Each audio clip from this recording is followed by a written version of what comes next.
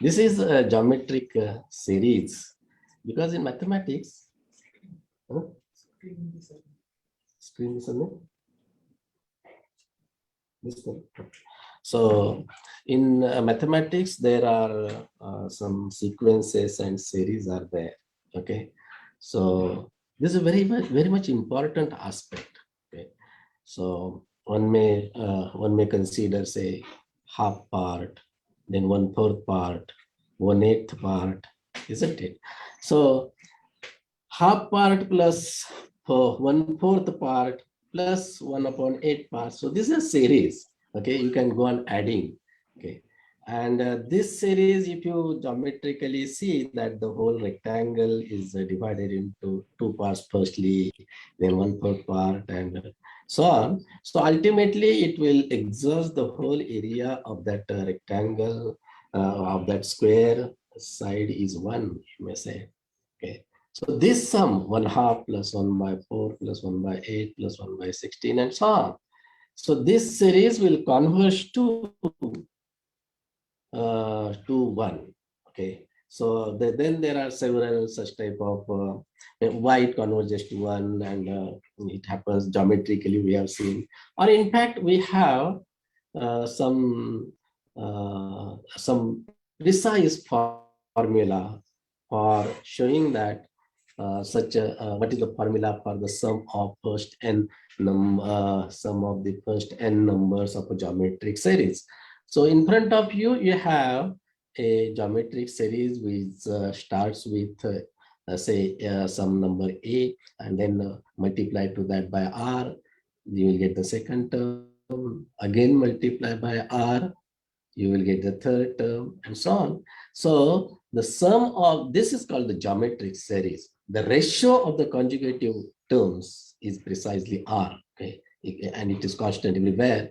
So if this is the situation, then we say that it is a geometric series, and the sum of the first n terms of this geometric series, the precise formula for that is, if the r is the common ratio, then it is first term a into r raised to n minus 1 divided by r minus 1. So this is a simple formula, precise formula for the sum of the geometric series, and hence the above series which we have seen it's a sum. You will find that it approaches to 1, means if you take sum of the first n terms, and then you will get that it will approach to 1. So whenever this modulus of r is less than 1, and if you take this summation up to infinity, approaching to infinity, then the sum converges to a divided by 1 minus r. Because you will find that in this expression, a into r raised to n minus 1 divided by r minus 1, as n tends to infinity, okay, limiting situation, then r is strictly less than 1, being this being the situation, you'll find that r raised to n it will become negligible. And so it will approach to 0. And therefore, you will get that a divided by 1 minus r is the answer for the limiting situation. And then in this above series, namely 1/2 plus 1/4 plus 1/8, this series summation is precisely 1. Okay, so the example, we will see in now one example which is in terms of the reserve banking system works. Okay, so that example we will see and just try to understand how this geometric series has been used over there. Okay, so let us consider this example. Suppose that we have a person, say, namely of GD1, okay, and he deposits, say, 10,000, say either dollar or rupees, into his bank account. And if the bank's reserve ratio is 10%, reserve ratio is 10%, that means the bank needs to reserve only 1,000 among these 10,000, 10% of that means the bank needs to reserve 1,000 rupees and may lend the remaining, say, 9,000 out. So this is this can be done. Okay, so that particular bank in which this JD1 has deposited rupees 10,000. Now what that bank is doing? Bank will uh, bank will reserve 1,000 rupees out of that and lend the remaining 9,000 rupees. Okay, so this will be the situation, and then uh,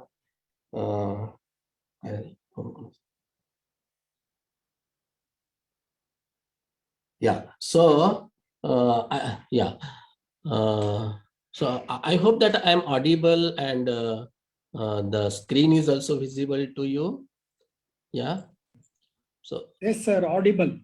yeah, no problem. No, yeah. No So problem. fine. Yeah. So now what happens that now 9,000 is spent somewhere. Okay. And then let's say JD2, another person, second person, gets the 9,000 rupees loan to buy a car. Okay. And the car dealer puts 9,000 back into another bank. Okay. And the second bank reserves 10% of that is 900, and lend out remaining 8,100 to the third person. And this process may be continued. So theoretically speaking, this series of financial manures can go on to JD4, JD5, and so on forever. Okay, what happens here? So in this situation, one can make use of the geometric series and see the situation.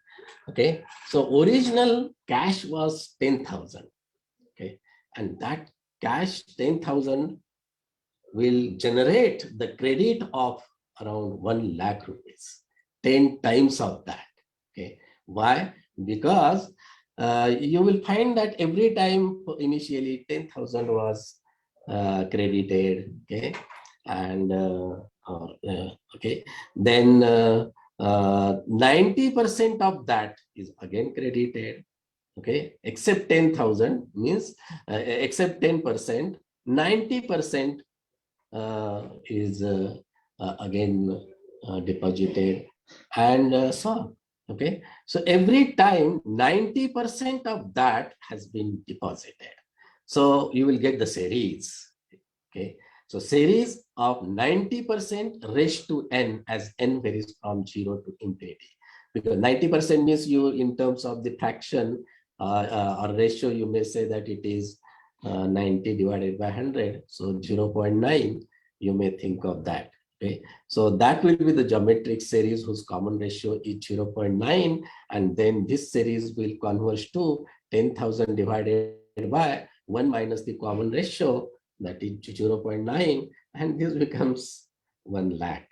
Okay, so this is why this 10% reserve ratio is equivalent to 10 to 1 leverage ratio. Okay, and yeah, so how this 10,000 credit was converted into 1 lakh credits. Okay, so that is what it follows. But from here, some ideas are coming into the picture, which are related to financial things or economics.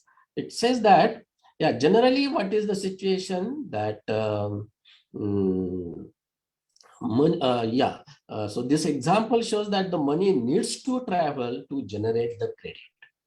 Okay, so movement of the money is the necessary part. Okay, so although there are times when cash is king, that is what it is said. Okay, but there are also times when money doesn't count unless it is in motion. Okay, so in fact, this is the principle of economy, either personal economy or economy of the society or economy of the country. Okay, so money should be in motion. So fine. So now we will discuss regarding this ratio and proportion in terms of interest rates. So we will now consider our general formula of calculating the simple interest. First, the very basic thing in financial mathematics is of simple interest. So you can consider an amount A is borrowed or it is saved for T years, okay, at the rate R of simple interest. The rate is R. In terms of the percentage, means if suppose that X percent is there, okay, rate of interest is X percent per annum. Annum is the unit for, means 1 year is the unit for duration, okay, and percentage, X percentage means X divided by 100. This fraction is considered to be the rate, interest rate. Okay, so this R is not in terms of percentage. R percent we don't say. Okay, only say rate is R. Rate is R means if it is X percent, then X divided by 100. Okay, so consider that in that fashion. Fine. So if an amount A is borrowed or saved for T years at the rate R of simple interest, then the repayment due to at time T is the original amount is A plus A into R into T. A into R will give you the interest gained on that amount A for 1 year, and for T years multiply by T. So it will be A into R into T. So this is the formula. A in the bracket into the bracket 1 plus RT is the total amount due. Okay, so this is the formula for the amount which we'll get with the help of simple interest. Okay. So, but however, this simple interest, though it is very, very basic, but it is rarely used by banks. Instead, a different method of calculating interest is used. It is called compound interest and is based on applying simple interest over regular pre-assigned period of the savings, okay, to the amount accumulated at the beginning of each period. So generally what happens that the total period is divided into total period, or particularly think of 1 year, okay, because for us the unit for duration is 1 year. So divide this 1 year into some equal parts, say 12 parts, okay. So you may say monthly, okay, or say quarterly, means okay, so 3 months duration, like that. So 1 year you can divide in equal parts, okay, and that one sort of that is called one period. And for that period you apply simple interest, and then for the next period, whatever the amount you got with the help of simple interest, and that amount which you will get on that complete amount, again you start the simple interest. So that is the idea of compounding it at every period. Okay, so yeah. So suppose an amount A is borrowed or saved for T years at the rate R per annum, compounded at n equally spaced intervals of time per year. So divide 1 year into n equal parts. Each interval of time 1 upon n has a simple interest rate of R by n. Okay, so R is for 1 year. For 1 upon nth year, the rate will be R by n. Okay, very simple thing. So thus, after the first time interval, the amount due has grown to A into the bracket 1 plus R by n. Okay, so after the first time. After 2 intervals, what will happen? This factor, firstly, you have multiplied by 1 plus r by n to capital A. Now, to A into 1 plus r by n, you multiply by the same factor, 1 plus r by n. Okay. So after 2 intervals, you will get this figure. And then after 3 intervals, instead of, again you multiply to this amount by 1 plus r by n, and go on doing like this. So you will get, the total number of, how many intervals are there? For 1 year, n durations are there, n periods are there. For t years, n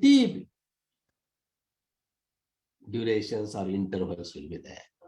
Okay, so the total amount or total repayment at the end of t years will be a into the bracket 1 plus r by n raised to nt. This is the formula for compound interest. You can calculate this. So, for example, this, if the 1 year you are dividing it into 2 parts, means 6 monthly. So the value of n will be 2. Okay, and if it is divided into 4 parts quarterly, then it will be, the value of n will be 4, and so on. Okay, so with the help of this formula, you can calculate the corresponding value. Okay, so we compare the different interest rates by finding their effective rate of interest. So in the bank, you may have different policies of saving schemes. Many saving schemes are there, and with that we have to play with.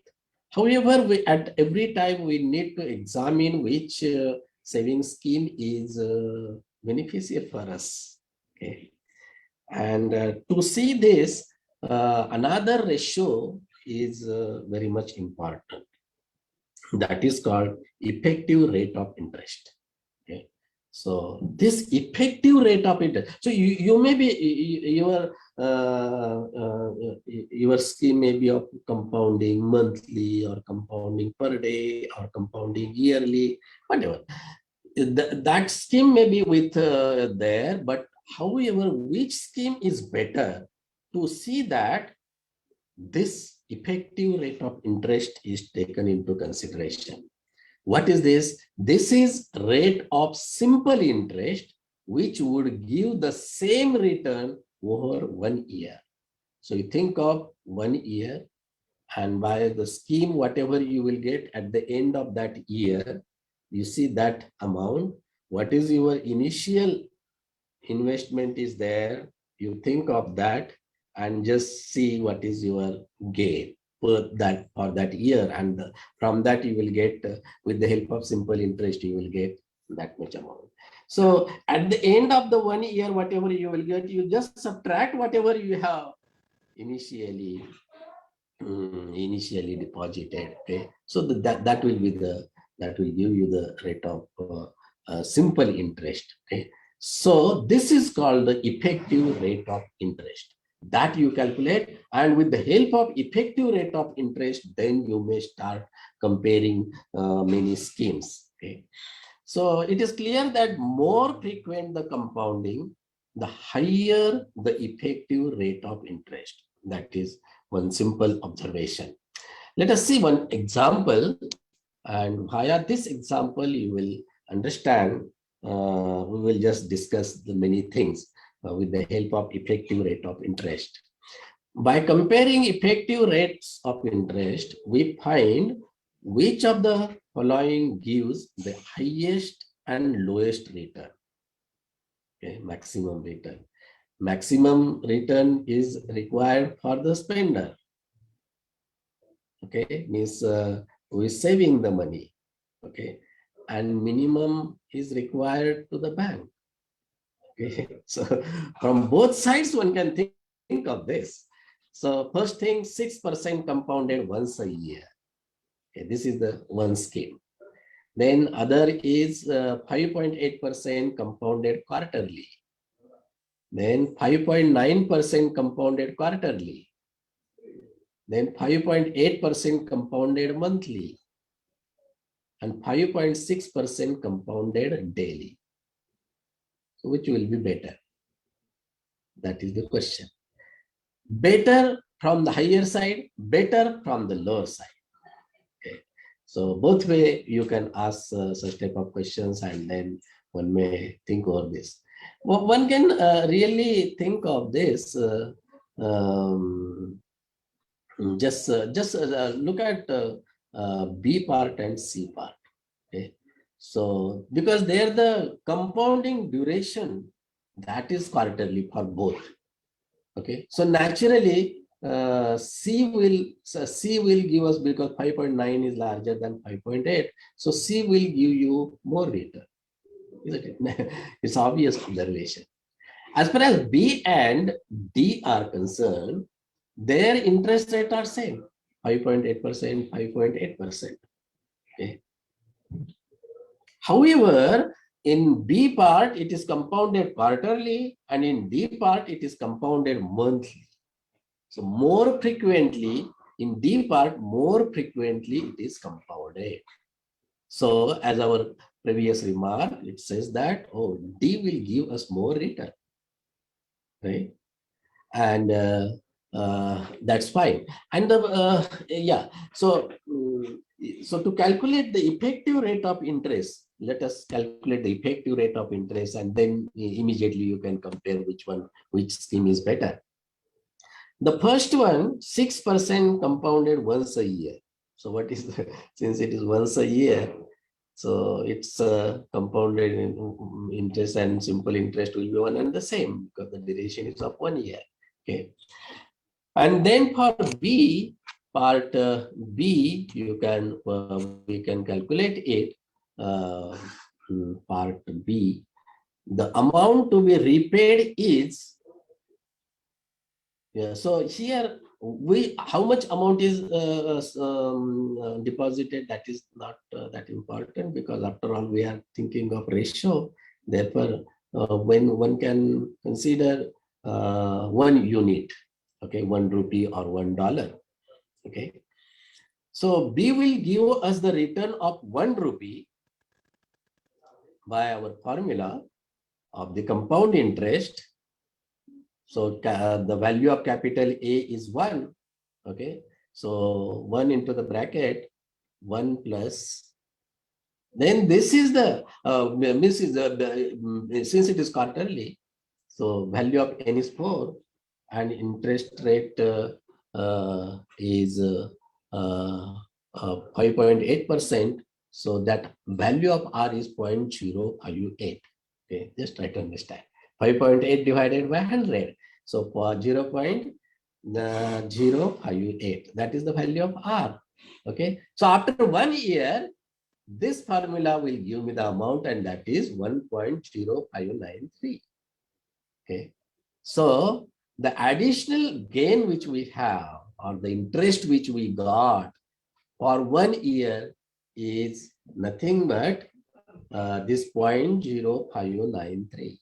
In terms of percentage, it is 5.93%. Okay, so effective rate of interest is 5.93%. Okay, this is for B, the scheme B. The scheme C will give me the effective rate of interest, namely 6.03. Okay, same type of formula you apply, just replace 0.058 by 0.059, because 5.9 is here in case of C. 5.9 is the percent is the rate of interest. Okay, now think about the other schemes. For D, we have monthly. Okay, so value of N is 12.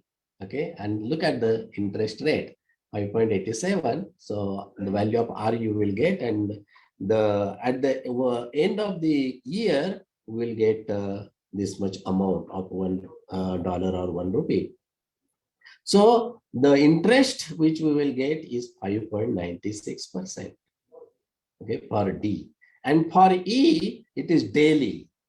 Therefore, take the value of N equal to 365 And if you do these calculations, then you will get this value. So the interest which you will get is 5.76.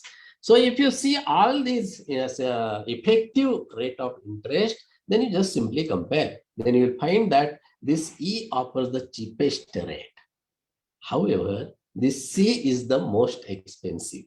Okay, so C will give us the better returns and E will give us the less returns. Okay, so that is how you can compare this. So effective rate of interest is really speaking a measure for the purpose of comparing which scheme is better. Okay. Comparison of several schemes. These are very simple schemes which we have taken into consideration. However, one may think of some, there may be very, very complicated schemes, and one can make use of the effective rate of interest for that purpose. Now see here, another example we are going to consider, and via this example also we will, with the help of sequences and series and ratio, okay, we will try to handle this example.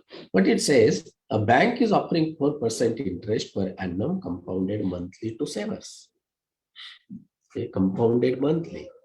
And customer wishes to save a fixed amount each month in order to accumulate a lump sum of rupees 10,000 at the end of 5 years. So the customer is required to have rupees 10,000 after 5 years. Okay, that is his requirement, his or her requirement. And the bank is offering 4% interest per annum compounded monthly. Okay, so the question is how much should be for each month, what fixed amount is to be saved. Okay, so that is the question. Now to see this question again, we will go through mathematical part of it, and then we will see. But before that, one can think immediately that, oh, I want after 5 years I want 10,000 rupees. So monthly, how much should I pay? 5 years, how many months are there? 60 months are there. Okay. And I want after 60 months, I want 10,000 rupees. So it is clear that this 10,000 divided by 60. So those will be that is 166, say around that. That much amount one needs to put in the bank every month. However, since because of the compound interest, some interest is going to accumulate, and then at the end we will get 10,000 rupees. So if we want to take into consideration this interest which will be accumulated, this was just a program. Roughly speaking, at 166 or 67 rupees we need to spend, or you may say that is the installment. But that is maximum. Okay, what is exact, that one can calculate. Okay, but it should not be beyond this. Okay, so whenever you are thinking of some scheme, then immediately you can try to imagine what may be the figure. So that for that purpose, this is the simplest way of looking at it. Okay, so now to calculate the exact value, let us denote by X the amount deposited each month. Okay, the first payment will be deposited for 60 months, isn't it? Because for 5 years it will be deposited. Okay, at monthly interest of 4%. Okay, so 4%, but yeah, so 4 divided by 12. Since it is monthly, value of n is 12. Okay, so this 0.0033, this will be the interest after 1 month. So monthly interest is interest rate will be this, and hence will amount to x into, make use of that formula, x into 1 plus this raised to 60. Okay, so this will be the amount which will be be there. Okay, or after say 60 months. The second will on interest for 59 months. So this will be by 60. The first one will be for 60 months, and the second installment will be there for 59 months, and so on. The third installment will be there for 58 months, and so on. Okay. So for the first installment, you have to calculate the compound interest. Okay, and after 5 years, whatever you will get. Okay, and similarly for the second installment, and so on, and you can add up that. Okay, so in this way, if we proceed further, then you will get this formula. Okay, so it will be summation x into the bracket 1 plus 0.0033 raised to 60 minus n. Initially, n is equal to 0. Okay, then for 60 months, and then for the second time it will be for 59 months, that is 60 minus 1, then 60 minus 2, and so on. Okay, so this is the formula which we will this will be the series which we need to calculate the value of that series, and this series should give us the total amount. Okay, this series should give us the total amount 10,000 rupees. That is yeah, that is the requirement. Okay, so was it 10,000 or yeah, 10,000? Okay, here one zero is more, so forget about that. So this amount should be 10,000, and that is what, and then you can solve this series equation. Okay, so you can solve this series equation and get the answer. So to solve this series, which is this is equal to 10,000, to solve this, okay, one can think of this as yeah.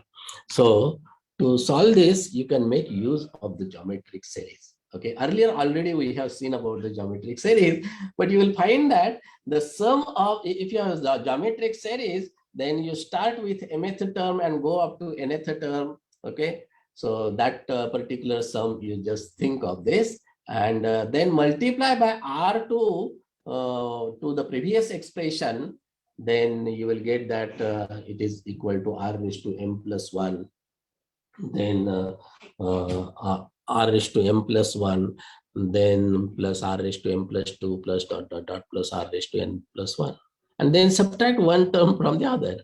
Okay, one expression rs, you subtract from s, all the terms will vanish. R raised to m plus 1 will vanish with r raised to m plus 1.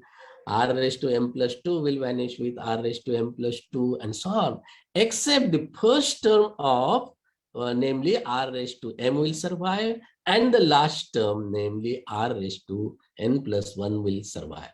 Okay, so you will get, if you subtract these two expressions, then you will get this. So this sum s from mth term to nth term, this summation will be equal to r raised to m minus r raised to n plus 1 divided by 1 minus r. And of course, whenever m is equal to 0, then that is precisely our previous formula which we got. Okay, so that's fine. Now you will find that with the help of this expression, you just substitute the values, and then you will find that this you equate that expression, you equate it to 10,000, and hence the monthly deposits required are precisely this. Okay, so it will be equal to 150. So earlier our guess was that, our guess means upper bound which we have given was that around 166 to 167, but actual is this 150.49. So that is the way of doing it. Okay. So you can make use of the geometric series and then handle many such type of problems which are there in our day-to-day life. Just a minute. Now you can think that while compounding the interest, we were dividing it into some n parts, okay, n equal parts of 1 year.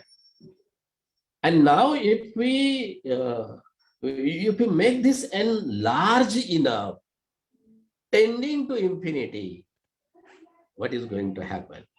Means what?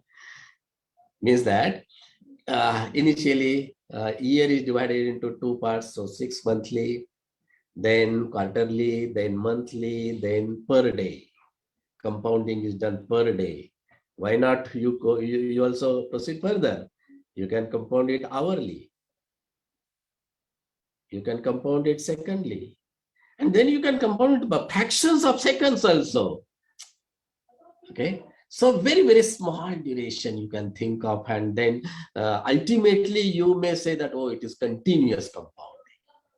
So as n tends to infinity, as n becomes larger and larger, as n tends to infinity, in that situation, if you calculate this, if you think of this formula of compounding compound interest, then whatever we get, that limiting value, that is called the continuous compounded interest. Okay. So we will think of the continuous compounding in this fashion, and we will try to see what is the expression for this limit. Limit as n tends to infinity, capital A into the bracket 1 plus r by n raised to n into capital T. Okay, so T years we are assuming, no? So that is why that capital T is coming to the picture. Means n installments are there. So for up 1 year, so for T years, NT installments will be there, and this will be the formula. This is the formula for the compound interest. So to calculate this limit, actually it becomes exponential. Okay, so this has very much important and flexible mathematical properties. Okay, so because it is exponential, in particular, we assume from now on that all interest is continuously compounded. Okay, and the exponential function plays an essential role in many parts of studies. Okay, so why that exponential function plays an important role? Because the limiting value of this compound interest goes towards the exponential function. What is this exponential function? Okay, this exponential function is it has this power series expansion. Exponential of x, or simply you may say that e raised to x. What is it? It is power series expansion, namely series x raised to n divided by n factorial. Okay, so this value, this expression is denoted by e raised to x. Okay, so and the value of the exponential function at x equal to 1 is nothing but e, that we simply denote it by e. Okay, and for any real number r, limit as n tends to infinity of 1 plus r by n raised to n is equal to e raised to r. This is the mathematical formula. One can prove that the limit of this sequence 1 plus r by n raised to n, this sequence is equal to e raised to r. Okay, so you do not have to worry about what how to calculate this limit, and don't worry about that. But this limiting value, keep in mind that this limiting value is e raised to r. What is e? E is nothing but, put in the above expression power series the value of x equal to 1. That means consider the series, namely 1 plus 1 half plus 1 by 3 factorial plus 1 by 4 factorial plus 1 by 5, 5 factorial, and so on.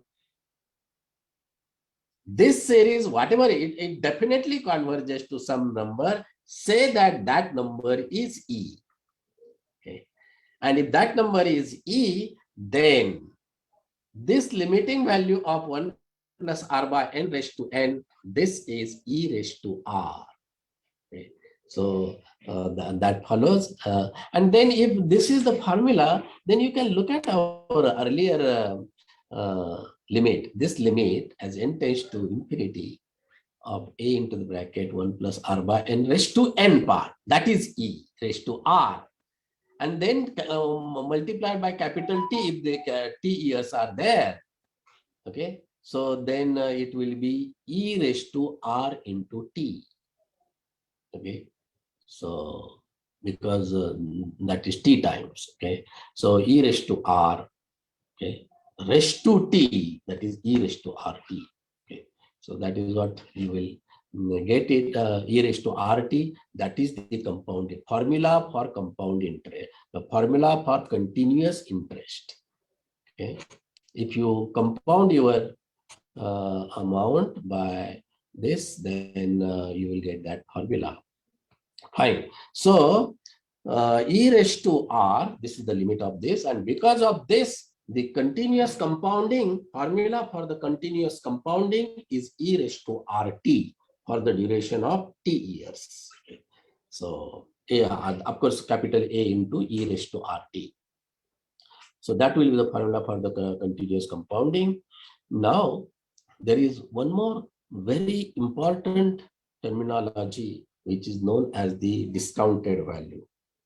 Okay. So discounted value of an amount A at a future time T, assuming a constant continuously compounded interest rate is R, is given by AE raised to minus RT. See that in our day-to-day life, what happens? Whatever you have, so suppose that you have 100 rupees today with you,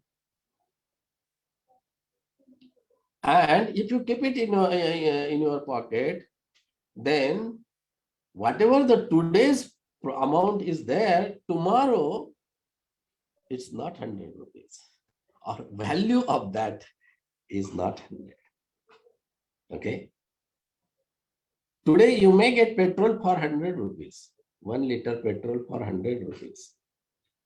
Tomorrow, if the price goes up, then you'll find that this 100 rupees is not enough for you to have 1 liter petrol.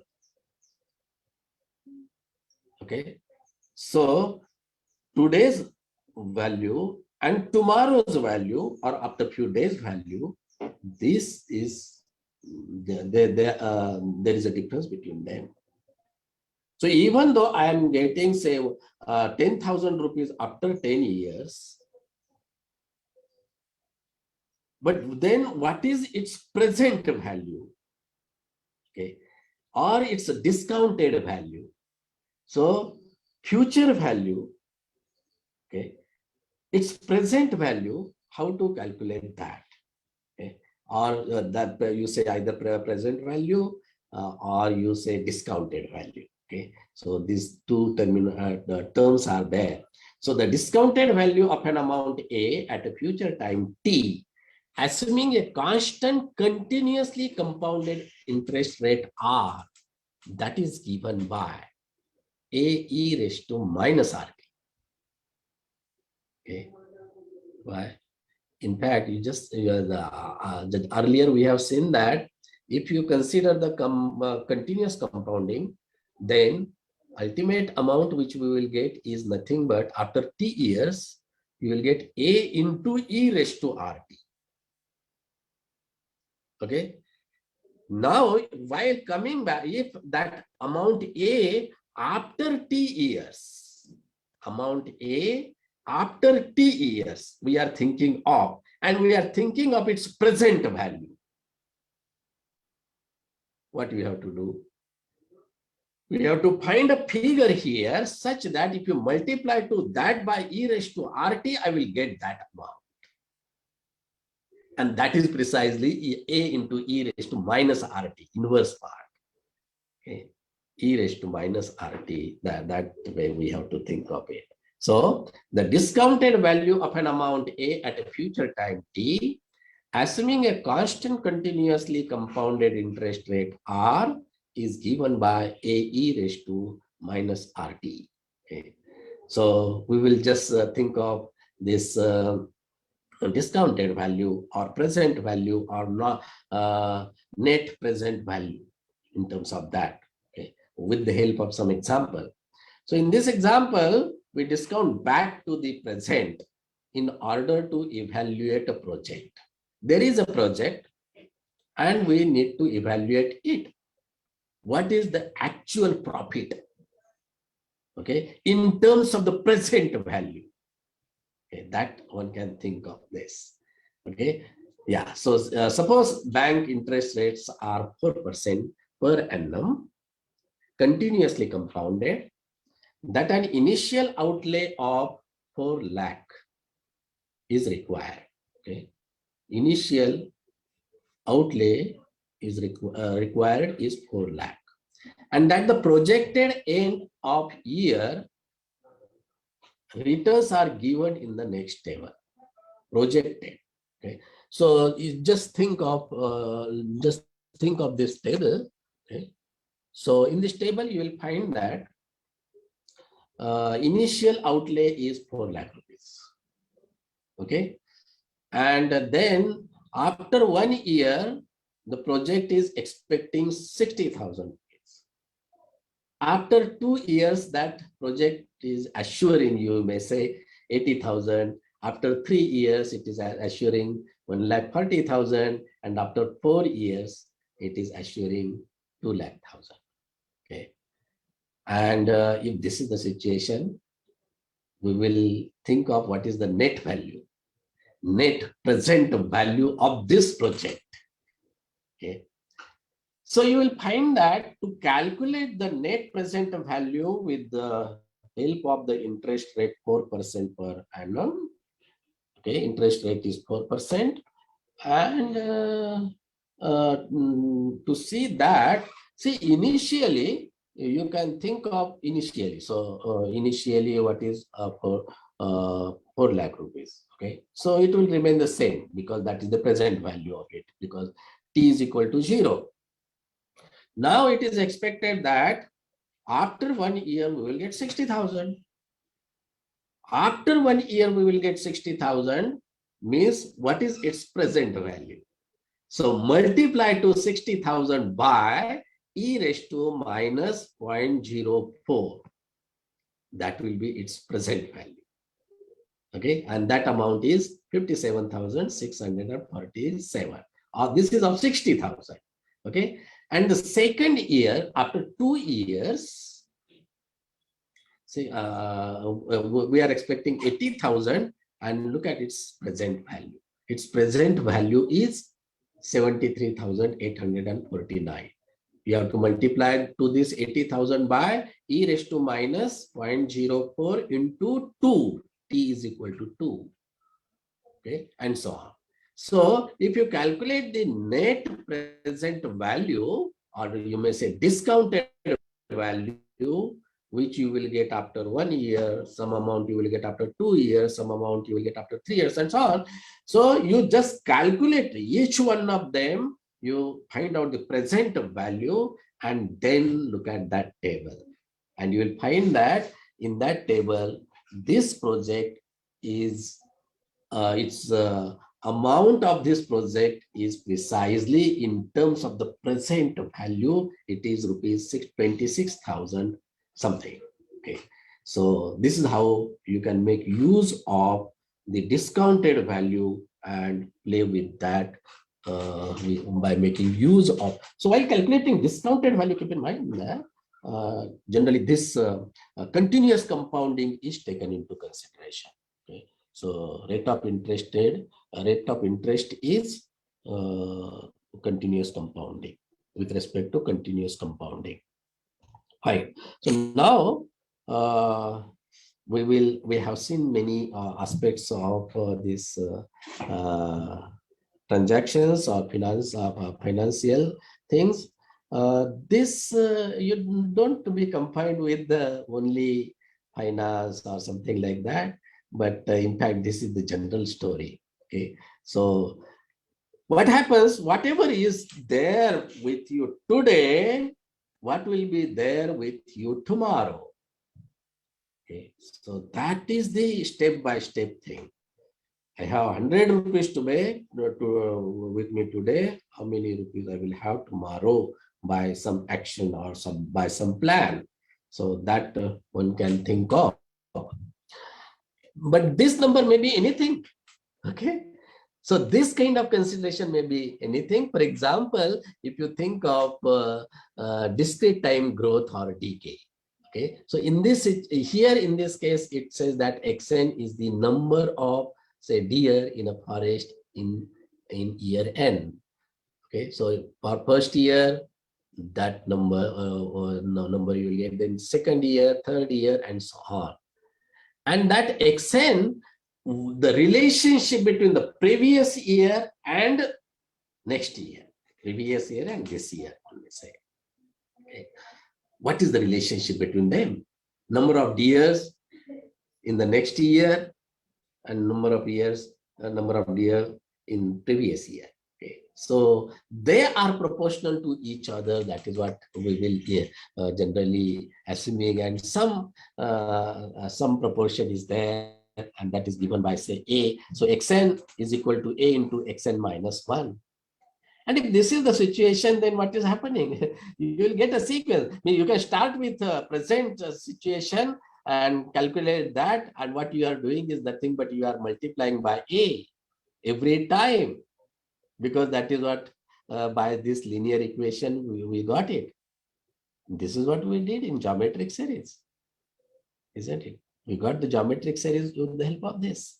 Okay, but this is the general situation. One can think of finding the total number of deers in a particular year.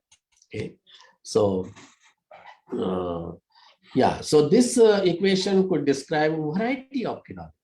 The variable x could denote the amount of money in the bank of the or the size of a radioactive sample, or indeed anything that has the unifying property. How much you have tomorrow is proportional to how much you have today. Okay, one can think in this in many directions. Okay, so that's fine. Now, this also can be converted, because earlier we have seen continuous compounding, where the role of the exponential function is coming into the picture. Okay, so here also, if the growth or decay, growth of the amount or decay of the amount or anything like that.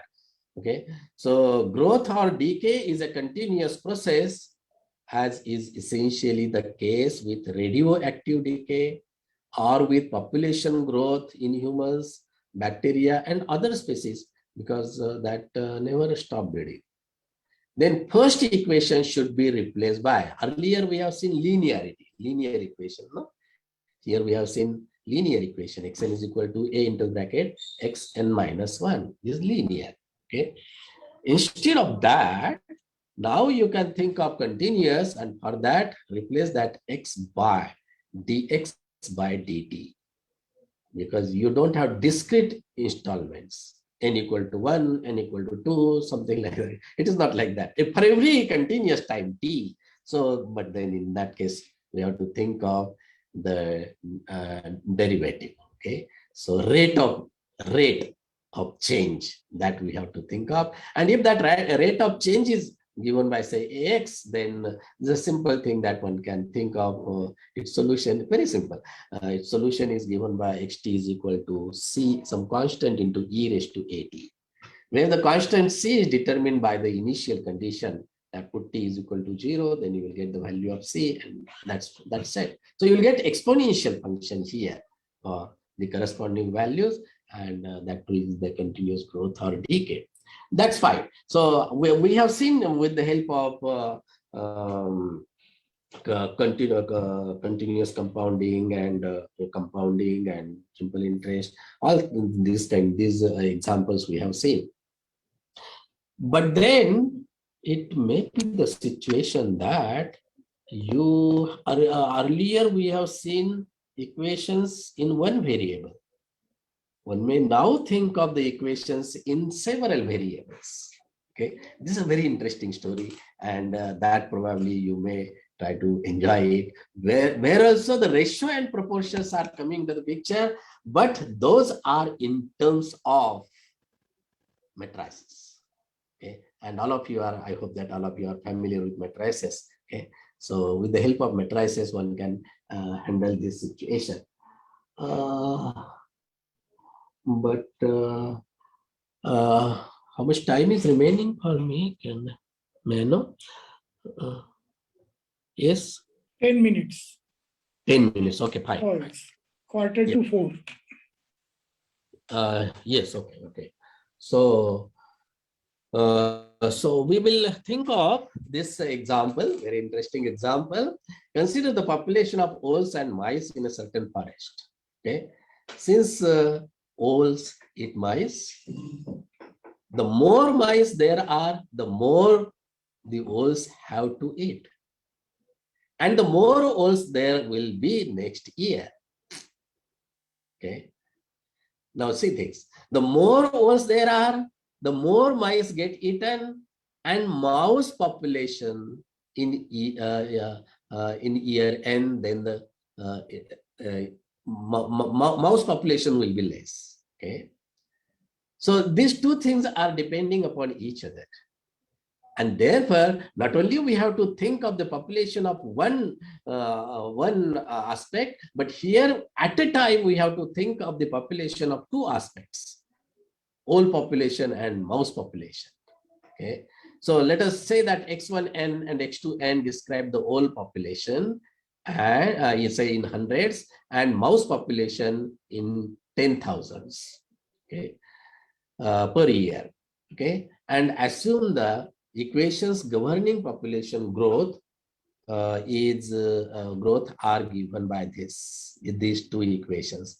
x1n is equal to 0.4 x1n minus 1 plus 0.6 x2n minus 1.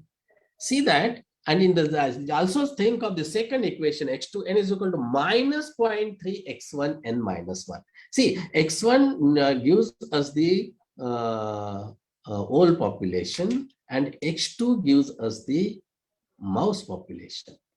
Now x1 is the, so if the owl population is more, then the mouse population will become less, and that is because that is given by this negative coefficient minus 0.3.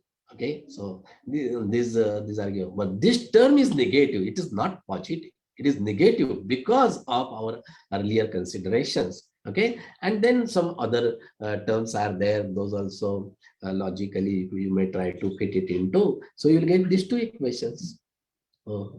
Then we have to consider this per year, and one may try to think of what may be the population of that particular forest, in that particular forest, of this mouse population and owl population.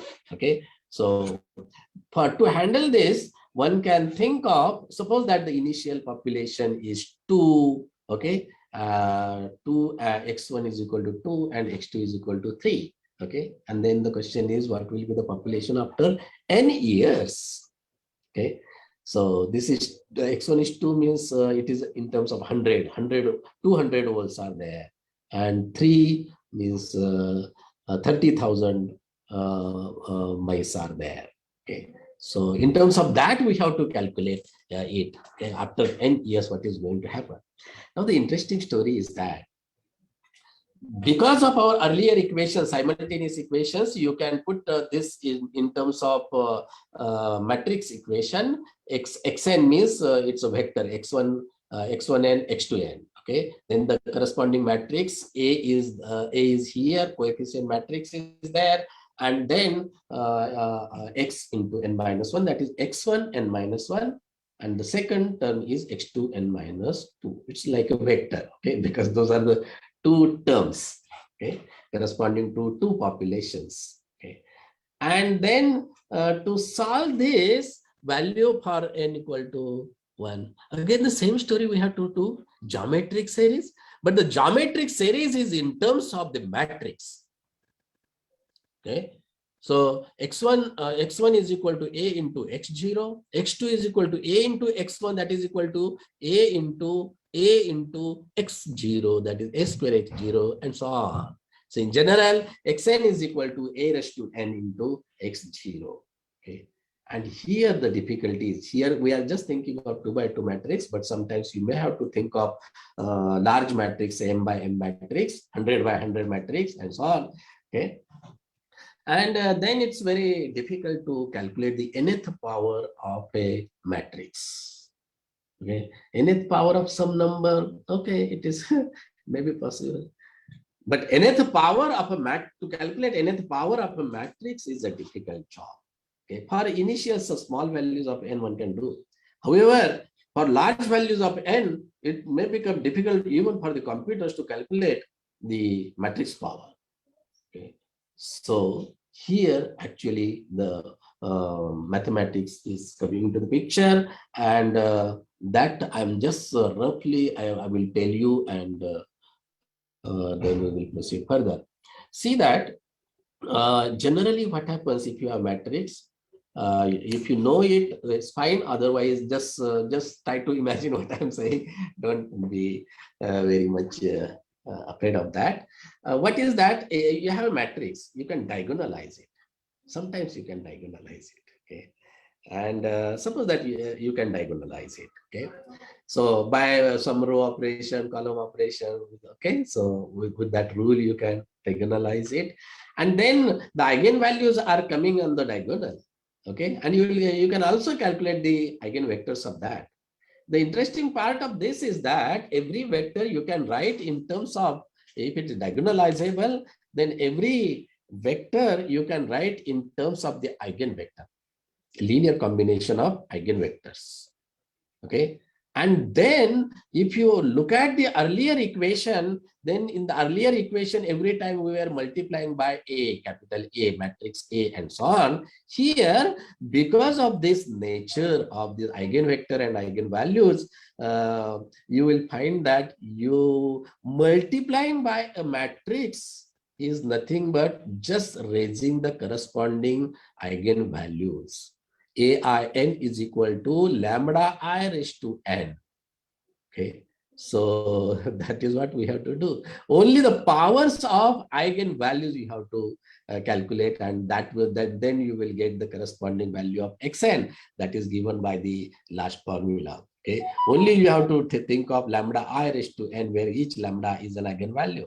Okay, and these bi's are the eigenvectors. Okay, so that's why. So the job of taking the powers of a matrix is converted into just taking the powers of numbers. Okay, that can be done with the help of mathematical tools. Okay, so very simple thing. Yeah, so that is what it is required, and that way you can do it, and then you can apply this rule to our example, and then you will get for xn you will get 4 into, okay, so initial value you have 2 3, and then xn you will get 4 into v1, okay, 1 raised to n, and so on. So you will get this expression. So ultimately for nth thing in general, you will get that it is 4 minus 2 into 0.7 raised to n, and h to n is equal to 4 minus 0.7 raised to n, and then take the limit as n tends to infinity. Okay, after 10 years, after 100 years, or many years, after so many years, what will be the population over there? Then that you can imagine with the help of this, these equations. Okay, so as n tends to infinity, you will find that 0.7 raised to n, this will approach to 0. because 0.7 is strictly less than 1. So what is happening? Oh, this population is converging to 4 and 4. Whole population is converging to 4. Mouse population is converging to 4. So one may say that after so many years, this population will get stabilized to 400 owls and 40,000 mice. Okay, so that kind of conclusions one can have. Yeah, so this in fact this theory is generally termed into Markov chains. Okay, so those simultaneous equations one can be converted into can be converted into means futuristic thing, means in terms of probability. Okay, so another example is in terms of what will be the weather. So today's weather is say cloudy weather is there. Okay, and then what will be the weather of this Pune after say 10 days or after 100 days? Okay, after 1 year, what may be the this weather prediction can be done. Okay, so this only the thing is that while thinking of the Markov chains, what we have to think of is in terms of percentage or in terms of probability, one may say. Okay, so in terms of that, we have to think of what is the, if it is raining today, what is the probability that in Pune it will rain tomorrow. Okay, so you may talk in terms of probabilities, and then one can consider such type of matrices. Here you have 3 by 3 matrices, and make use of the similar technique and predict what is going to happen after say n years. Okay, so that is just roughly one can see with the help of this example. I will not go into all those details, but that you can calculate and precisely means you can think of this. A very interesting story about this. And lastly, this is the mathematical part which we are thinking. The coefficient matrix is in terms of the probabilities. So that matrix is called a probability matrix. And for probability matrix, what is the eigenvalue? What are the eigenvalues? Okay, their absolute value is what? Okay, so absolute value is always less equal 1, and there is precisely one eigenvalue of whose value is 1. Okay, so this is corresponds to fixed point theorem. That's fine, but no, everything ultimately it converges to lambda 1 is equal to 1. Okay, whenever the eigenvalue is 1, and if the remaining eigenvalues are less than 1 for probability matrix, that is what it is happening. And so everything is converging corresponding to the eigenvalue 1. That is the moral of the story. And in fact, that has been used in Google page ranking also. Okay, there, instead of thinking of the population in Google page ranking, what happens is that if you give some keywords, then for each web page concerning to those keywords, some importance function is given. Instead of population, here the importance function is given, and with the help of that everything is played. So there are certain web pages importance function is assigned or defined suitably, and then that is actually giving us this Google page ranking will give us the important pages will be appearing earlier. Okay, so that is the importance, and that we will get with the help of this Markov chains only. We will not go into those details, but that's fine. Okay, so fine. So thank you very much, and thank you everyone.